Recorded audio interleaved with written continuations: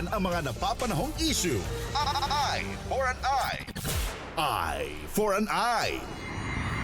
Good morning po, Direktor. Naimbag nga bigat kanyayo, Madam. Pagbati po ninyo sa lahat po ng mga nanonood at nakikinig po sa ating pong programa po ngayong umaga po na ito, Direktor. Naimbag nga bigat kada kayo amin po. Magandang umaga po sa ating lahat. Okay. And it's nice to be here po sa inyong programa, sir. Apo, at maraming salamat po sa pagpapaunlak kahit na sobrang aga po ng aming invitasyon po. Thank you for taking our invitation po. Unang-una, congratulations po, sir. All the time po. Yes po, congratulations po sa inyo pong bagong assignment bilang Regional Director po dito po sa DTI Region 1. And very busy po ngayon ang DTI. Pero siguro pag-usapan natin, Director, yung pong pinakamandato po ng DTI. Kasi marami pa rin minsan nalilito ng mga consumer. Baka yung mga tungkol sa bigas, presyo ng bigas, presyo ng ganito, sa inyo po dinudulog. May mga nagkakamali pa. Pero ano po ba, para sa kaalaman po ng karamihan, yung pinakamandato po ng DTI at hanggang saan po yung extent ng ano po nito, sakop po, saklaw ng kapangyarihan po ng DTI?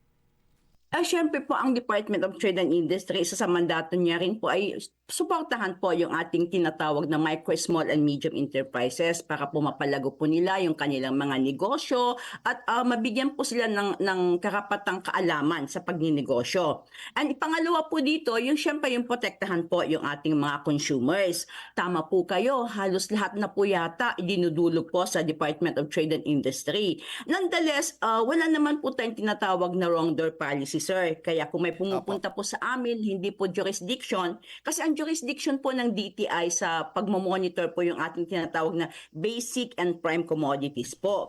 But nonetheless po, kung may mga pumupunta rin consumer dito, kasi consumer din naman po sila, ina-accept din po natin. And then ini-endorso po nila ini-endorso po natin sa tamang ahensya para po matulungan po sila at ma-resolve po yung kanilang mga idinudulog po sa atin. Okay Yes. po, yun. So, klaro po yun.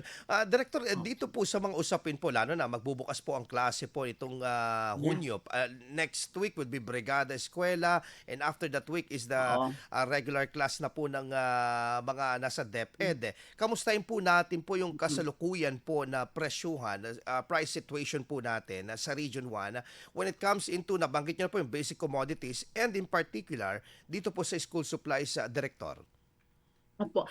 Siyempre po, isa po sa mga tungkulin din po natin is mabigyan po ng diskwento, lalong-lalo na magulang din po tayo noon, di po ba, na talagang pagdating po ng mga pasukan, hindi na natin alam kung paano natin talaga makukumpleto yung pangangailangan po ng ating mga anak ngayon. Ngayon po, may mga tinatawag po tayong balik eskwela, diskwento caravan. Wow. Yun po, usually ginaganap po natin ito bago magpasukan. So may mga schedule po tayo ng mga balik eskwela. And then may mga nakita po natin dito po sa latest po na report ng ating ahensya na may mga hindi gumalaw na presyo base nung 2024. May mga hindi gumalaw po na mga presyo at sabi nga po dito, base sa latest price guide po ng ating ahensya, may 29 po na school items na bumaba po yung kanilang presyo from 1 to 10 pesos. And then 101 SKUs naman po yung stock keeping unit po or 52% naman ang nanatili sa dating presyo kumpara po yung 2024 po na price level. Bisitahin po nila, sir, yung aming website o yung aming fan page, yung DTI Philippines o yung lahat po kasi ng mga DTI provincial offices may mga FB pages po. So bisitahin po natin ito at makikita po natin doon yung ating mga latest prices at mga schedule din po ng ating mga balik eskwela diskwento caravan. Sir, maganda rin po dito, maikwento ko lang na yung ating mga provincial offices, tinitignan po kasi nila kung kailan po nakakaroon ng Brigada Eskwela. Kasi sinasabay din po natin doon yung pagkandak na rin po natin ng diskwento caravan kasi mas marami po kasing mga magulang ang pumupunta during the brigada eskwela at siguro yun na rin yung time para makapamili sila ng mga items na inilalagay natin doon as part of our balik eskwela diskwento Opo. caravan. Director, may mga discrepancy or may mga pagkakaiba-iba po ba? For example, sa mga presyuhan po na ito na itinakda ng DTI na SRP. When it comes SRP, when it comes for example, dito po sa probinsya ng Pangasinan, sa CAR o kaya sa ibang lugar, Visayas, Mindanao, may mga pagkakaiba-iba po ba ito? Depende po sa lugar o dapat sundin po itong SRP na tinakda po ng DTI? Iisa lang po yung ating SRP, sir. Dapat sinusunod po natin ito. Oo. Opo. Kaya nga po nagkakaroon po tayo ng mga monitoring activities para makita po natin at ma-ensure po natin na yung SRP na itinakda po natin ng ahensya ay talaga po nasusunod. So, regular po yung ating monitoring team na nagmo-monitor po sa mga areas, lalong-lalo na po sa ating mga key cities po. Mhm. Okay, dito po sa ano po natin po sa mga presyuhan po natin at yung nabanggit nyo po na dapat pare-pare itong SRP natin. Pero for sure, Director, may mga konting patong yan lalo na kapag pupunta ng upland, ng medyo kunada, Jay Bakir. Medyo ano na, adayo ti main nga town mismo. Pero ano po ba yung parang acceptable na dagdag, Director, kung kayo pong tatanungin? Ang sa tingin po, base sa ating mga pag-aaral, at least naman po sana hindi po siya mag-e-exceed sa 10%. Kasi naiintindihan naman po natin, lalong-lalo na po sa sari-sari store, pag binili po nila yung mga supply nila, inilagay sa sari-sari store o kaya sa malayong lugar, may mga additional charges naman po ito. Kaya lang po, wag naman po sanang excessive yung ang tinitingnan natin. Correct. Kasi po yung ating monitoring nagbe-base po tayo dito po sa ating mga department store, ito pong mga store po dito sa syudad. But nonetheless po, sabi ko, ito siguro yung tinatawag nating mag-request sila, for example, ng diskwento caravan sa mga areas nila, para po yung presyo ng mga bilihin po, kung ano po yung nilalagay po nating presyo ay yung kung ano po yung presyo sa mga department store sa city, yun din po ang pwede nating ilagay na presyo doon po sa kanilang area. As a matter of fact, when I was still po the provincial director of DTI La Union, Opo. yung mga parkland areas po during this time, nagre-request po sila ng diskwento caravan, isinasabay po nila sa kanilang brigada eskwela. Yun po, nakakatulong din po talaga yon para at least yung mga tao po doon sa mga areas na mahirap pumunta po sa syudad, doon na lang po sila mamimili. So you can ask po your nearest DTI provincial office and even the regional offices in the event po na gusto nyong magkaroon po ng balik eskwela diskwento caravan sa mga national schools po sa inyong mga area. Director, how do we ensure yung pong na talagang itong SRP ay nasusunod po bukod po sa mga monitoring na ginagawa ninyo, may mga ibang measures pa po ba at least na ibinaba po ang ating pong secretary from DTI na ito dapat ang gawin para ma-ensure natin talagang sumusunod itong mga nasasaklaw natin na mga stores? Oo. Sir, sabi ko nga po, may continuous monitoring po tayo. Mayroon po tayong inilalagay po sa ating mga webpage. Ano yung ini-encourage ko po, yung ating mga consumer. That in the event po na may makita po kayong malaking discrepancy doon po sa inilagay ng DTI, pwede pong dumulog po kayo sa inyong kung saan po may malapit na negosyo center. Kasi po sa Region 1, may 85 negosyo centers po tayo. Aside po from our 4 provincial offices and 1 regional offices, dumulog po kayo sa DTI. Dumulog po kayo sa DTI o kaya may nakalagay po dyan na hotline. Pwede nyo pong tawagan at a-actionan po namin lahat po ng mga idinidulog nyo po sa aming mga complaints, sir. Opo, I despite can of even give you po, sir, my cellphone number para in the event po na may mga problema po tayo, pwede niyo po akong i-text, pwede niyo po akong tawagan. Opo, alam mo, Director, 24/7 po sa yung aking cellphone. yes, po. yun nga po, hanga po kami sa DTI dahil despite of the challenge sa number ng tao natin, nagagawa talaga mag-ikot-ikot talaga just to ensure na yung fair na presyuhan para sa ating mga consumer. Director, Dito po sa mga sa inyo pong datos, kung meron man lang po na datos po tayo na hawak ngayon sa mga nasampulan na po natin ng mga establishmento sa Rehiyon 1 na mga Oo. hindi po tumatalima, in particular doon po sa SRP. Mm. Yes sir, kaya lang actually wala po ako. Pero nare-rest assured po. Like bigyan ko lang po kayo ng sample na question Opo. na ano po. Kung may mga complaint po talaga, like may isang instances din po kasi na nakikita natin na pag dinulog na po kasi sa DTI yung isang complaint, talagang naa-actionan na po. Kasi nga po may sinusunod naman po tayong turnaround time, sir. Ano po? So once po na nag-file po sila ng simple complaint sa DTI, Opo. agad-agad po natin itong a-actionan. And then nagkakaroon po tayo ng tinatawag nating mediation, tinitignan po natin tinatawagan po natin yung concern po na party para po nare-resolve po natin. Wala pa naman po akong as far as I can remember, wala pa naman po akong isang kinomplain sa atin po na hindi natin na Ayun. resolve bar.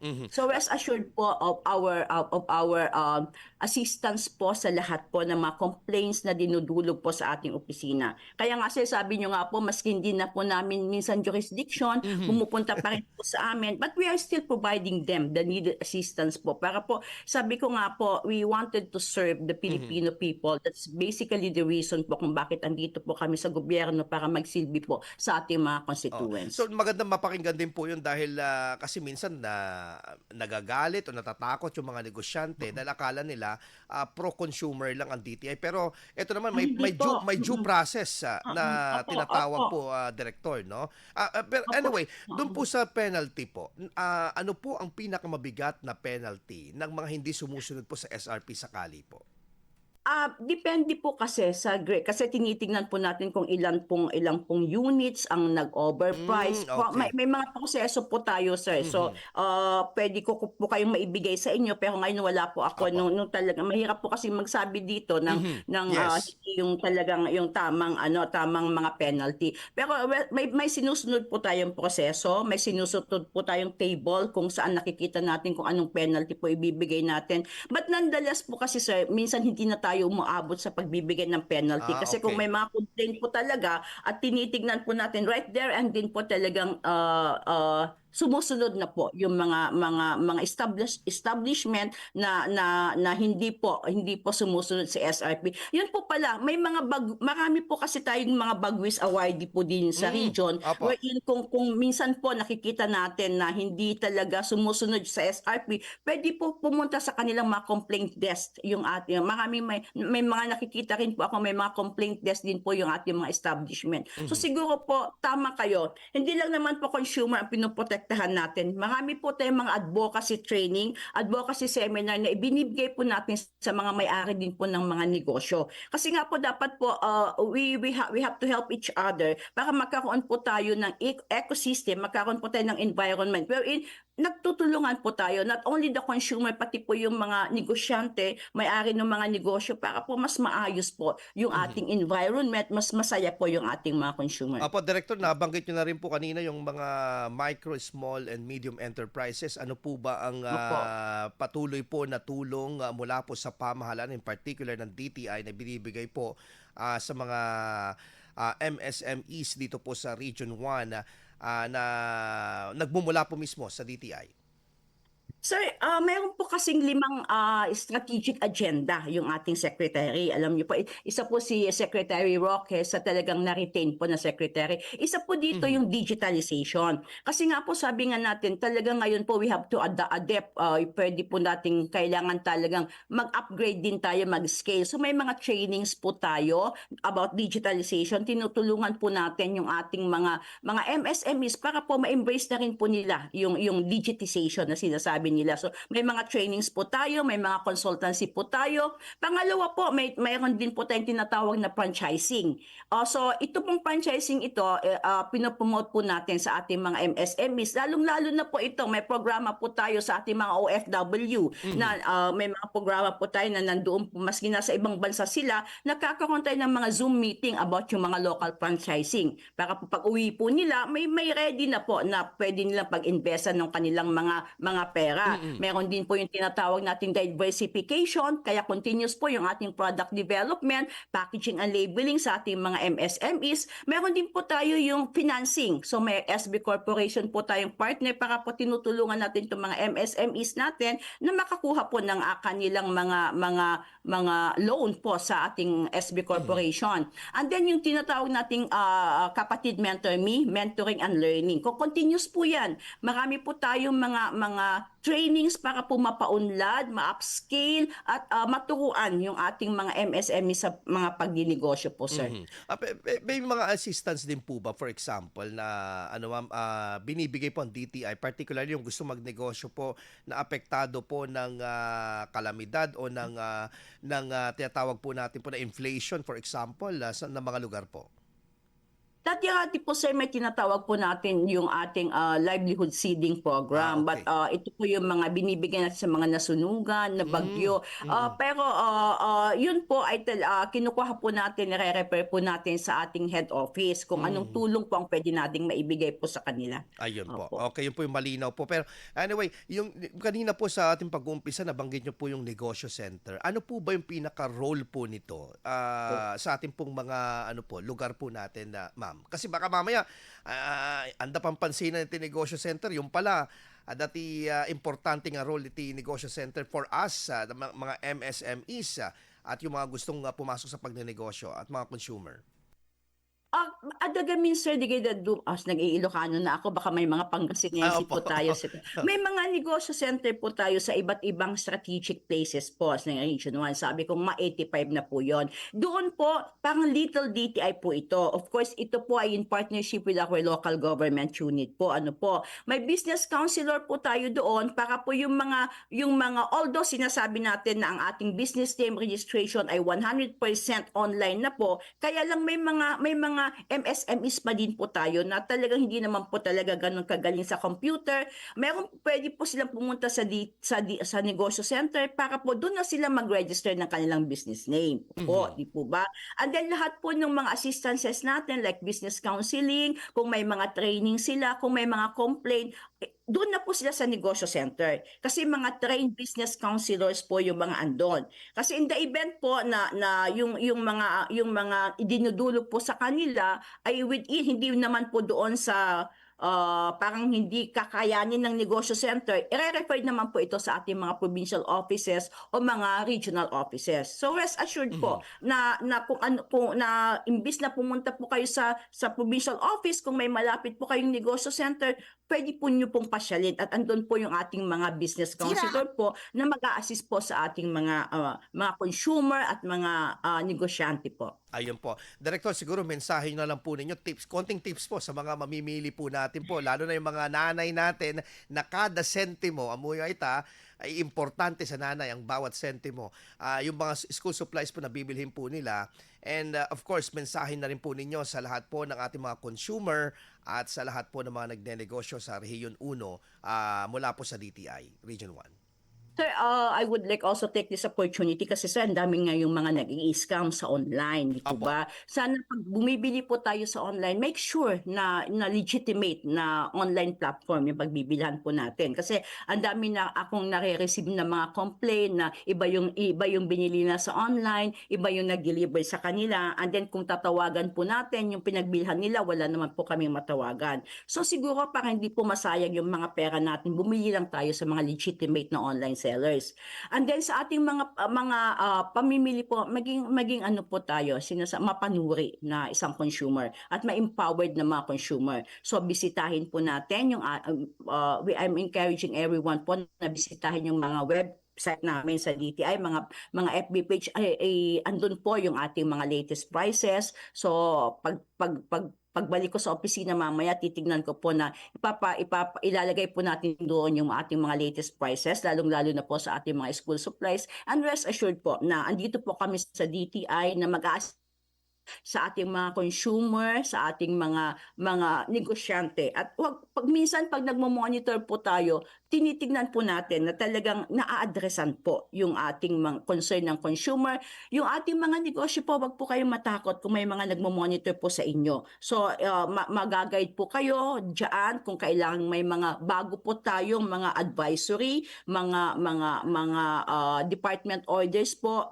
Rest assured po na we will be advocating this na mapapasabi po sa inyo. Baka minsan po kasi baka may mga bago naman po kaming advisory and then manghuhuli po kami. Hindi po ganon. So lahat po ng mga bago naming mga advisory, lahat po ng mga bago naming mga programa makakarating po sa inyo para magtulungan po tayo para po mas masaya, mas maganda po yung environment po natin dito sa Region 1. Director Marami po salamat. At guys, tignan po nyo ha, sa pagbibili nyo, check nyo mabuti kung 100 pages ba talaga yung mga notebook na kailangan ninyo. And then yung pag bumibili kayo ng mga crayons, yung toxin level niya. So nakalagay naman po doon. Basahin po ninyo yung mga description, basahin po ninyo kung ano po yung nakalagay po doon sa ating mga binibiling items po.